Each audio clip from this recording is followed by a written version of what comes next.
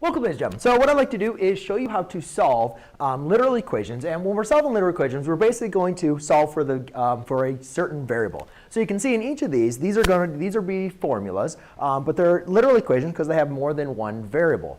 And what we're going to be doing is each formula, I chose a variable that I'm going to solve for. So basically, just like we were solving linear equations, you know, when we want to solve, we want to isolate the variable, undo all the operations that are happening to the variable. Well, for some equations, that's a lot easier than for others. So we'll try to work our way all the way down. You know, you can see kind of getting started early or easy, and then get ourselves down to some kind of crazy little formulas to it. But again, the real practice of this is just applying our inverse operations and getting your variable by itself. So there's a couple techniques I do, especially when I'm working with literal equations. There's so many variables. Sometimes it gets really confusing to really remember what you're solving for and what exactly to do. So a lot of times what I like to do is so here I have distance equals rate times time. So d equals r times t, and they want us to solve for r. A lot of times I will do what I call is pin the variable. So I'll circle it. And what that reminds me is I'm not going to move the variable. I'm going to keep the variable right there, and I'm just going to undo everything that's happening to the variable. Well, as you can see in this problem, my variable r is being multiplied by t. So if I want to solve for r, if I want to get r all by itself, I have to undo multiplying by t. So to do that, I'm going to divide by t. Well, t divided by t goes to 1. So therefore, I'm left with d over t equals r. Now, r is obviously pinned over there. But now I can just rewrite it, usually because we like to have r on the left-hand side. So I have r equals d over t. So now I have solved for r. It is isolated, and it's all by myself. And that's basically going to be the process that we're going to follow, although it's going to get a little bit difficult. So the next one, we're going to solve for r again. This is a formula for actually, I'm not going to go through the formula for everyone, but this is for the formula for the circumference of a circle. So here I have the circumference equals 2 pi r. So again, we're going to solve for r. Now, you can look at depending if you want to, and I'll do this for the first couple examples. But you can see here my r is now being multiplied by 2 and pi. So you could do this in a couple ways. You could first undo multiplying by 2 by dividing by 2. And you could do that all by itself. Therefore, you'd now obtain the equation c divided by 2 equals pi times r. Well, then you could also see that now my r is being multiplied by pi. So I can undo dividing by pi. But a lot of times this gets students kind of confused, and so forth. But in reality, when you go ahead and do this, what you're doing is just dividing by or multiplying by its reciprocal. So that's 1 over pi, 1 over pi. And therefore, you can see when you're multiplying this, your final answer is going to be r is equal to c divided by pi times 2, or 2 pi. Now, that might get a little bit confusing for you. So the purpose, what I would prefer you probably, or what an easier way to probably do that would be just to divide them at the same time. So I'm actually going to show that here next, just so I didn't want to confuse you, but I wanted to show you that. While you can do them separately, a lot of times it's just easier to divide by the 2 pi at the same time. Therefore, those divide to 1, and you're left with c divided by 2 pi equals r. Now your r has been isolated. And you can just rewrite these if you like to, just like how we did over here. Or you can just leave it like that. It's perfectly fine. Or you could do it in your head and just rewrite it later. OK. Now in this next example, you could do the same thing. You could divide by 1/2 and divide by b at the same time. Oh, I'm sorry. We're solving for b in this case. So this one gets a little confusing because over here, we saw that the two values we're multiplying by were on the left side. Well, now I have a value to the left, and I have a value to the right. Well, it doesn't really matter. Both the 1/2 and the h are both multiplying by your value b. So we need to undo them. Now, you could divide. Since they're both multiplying, you could undo them at the same time. However, dividing by fractions sometimes gets students very confused. So what I would recommend to do, rather than dividing by a fraction, which you could definitely do, you could divide by 1/2 h on both sides, not a problem. I prefer to always multiply by the reciprocal to eliminate my fraction. So when I multiply by the reciprocal, any number multiplied by the reciprocal is going to divide to 1. And then over here, I'm left with 2a equals b times h. Now I can just do undo multiplying by h by dividing by h, and I don't really have to worry about fractions at all. So b is equal to 2a divided by h. All right.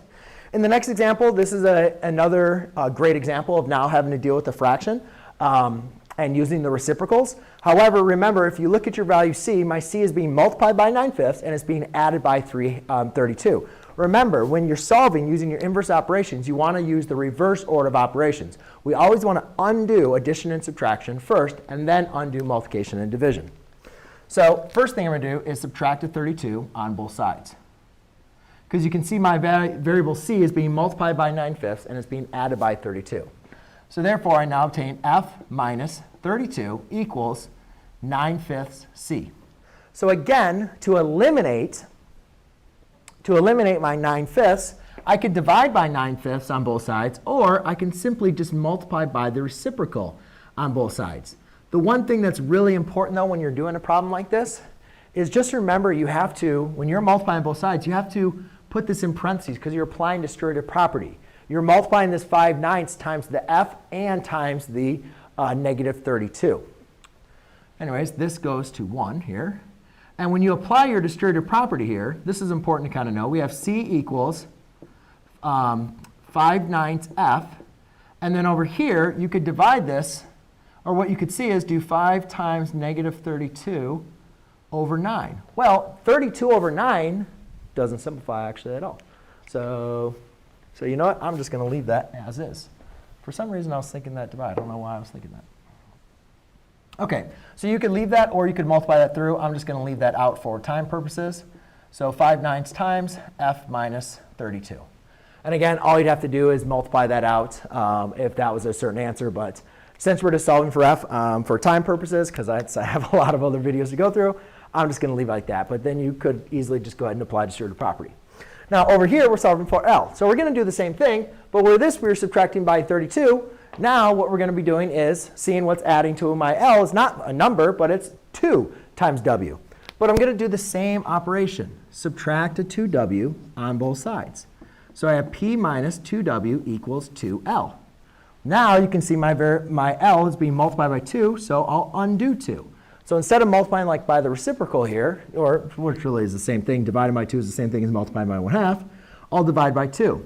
Just make sure that this 2, you can divide this into both of them. So L equals, you could rewrite this as P minus 2W over 2.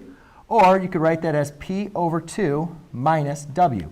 You could divide this 2. Just like how I could have done this, I could have divided my multiplied my 5/9 to f and the 5/9 to negative 32.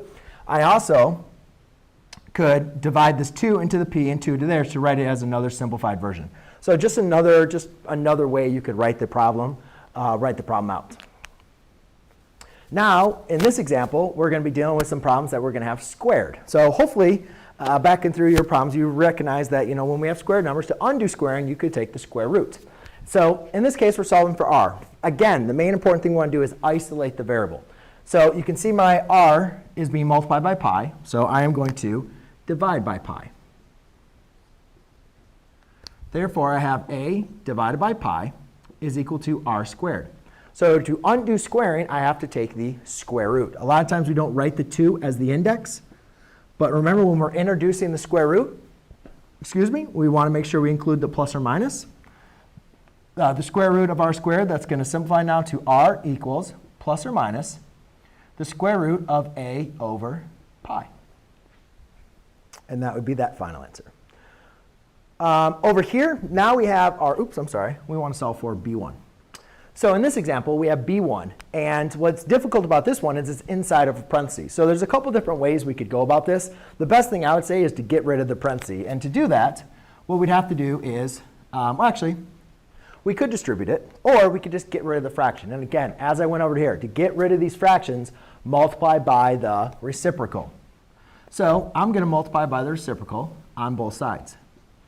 2 over 1 times a is just going to be 2a equals b1 plus b2. See, now, it's because these multiply out. Okay, because you don't have to distribute that, because 2 over 1, you multiply that by the 1/2, and you don't even have to multiply it through all there. Through the b1 and the b2. So therefore, they just divide to 1, and I'm left with this expression. Now to solve for b1, I just subtract the b of 2 on both sides, and I have b1 equals 2a minus b2. All right, for the next one, this one gets a lot of students because when we're solving for x and you see it's in the denominator, students get a little confused because, how are we supposed to get something off the denominator? Well, just like what we did with fractions, here you have 2 in the denominator, so you multiply by 2 in the numerator. That eliminates it on that side. Well, let's look at what happens when we do that over here. Because even though we're not trying to eliminate the x, we're trying to get the x off the denominator. So if I multiply by the reciprocal, because you can think of like a 1 over there. If it's 1 over x, if I multiply by x over 1 on both sides, that now divides to 1. So it does eliminate, or it does make the x divide to 1 on the right side, but then we have an x on the left side. So we have x times y equals k. So now, to solve for x, I just have to divide by y. And I have x equals k over y. OK? All right, so for our last 2 examples here, these two get a lot of students because when we're dealing with w here, you can see we have 2 w's. Now, a lot of times when we're solving equations, we combined our variables, right? Especially linear equations, we had like terms and we combined them, or we got them on the same side. Well, we have our variable w's on the same side, but unfortunately we can't combine them because 2lw and 2wh are not like terms. So the only other way that we can get them to be the same would be to factor them out, basically meaning factoring them out of this equation. So to do that, what it'll look like is this: s times 2lh plus, let's see, we have w factored out of w of 2l plus 2h. And if you apply the distributive property back, w times 2l is 2lh. W times 2h is 2wh. So you can see basically what I did was I just divided out the w out of these 2 terms. And I basically wrote this term over here.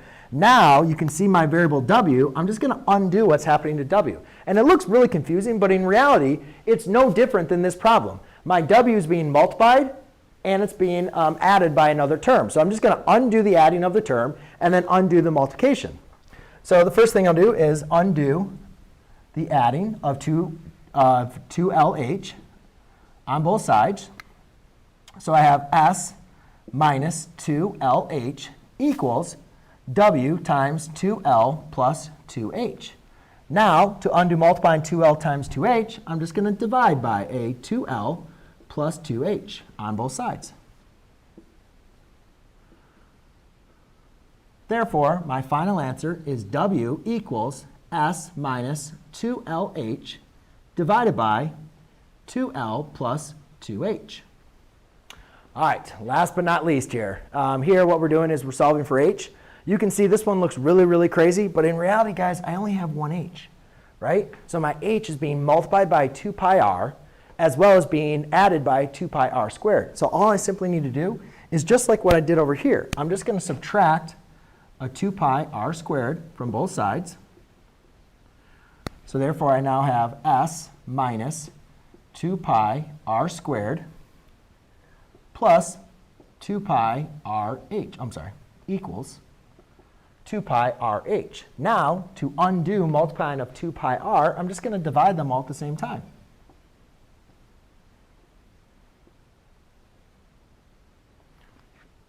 So therefore, I have s equals s minus 2 pi r squared divided by 2 pi r. Now, like I did over in this problem, I can divide the 2 into both of these terms. I could divide the 2 pi r into both of these terms. And when I do that, I obtain a s over 2 pi r minus minus r. So just another way to go ahead and write it. But there you go, ladies and gentlemen. That is 10 different examples of how to solve a literal equation of formulas. Thanks.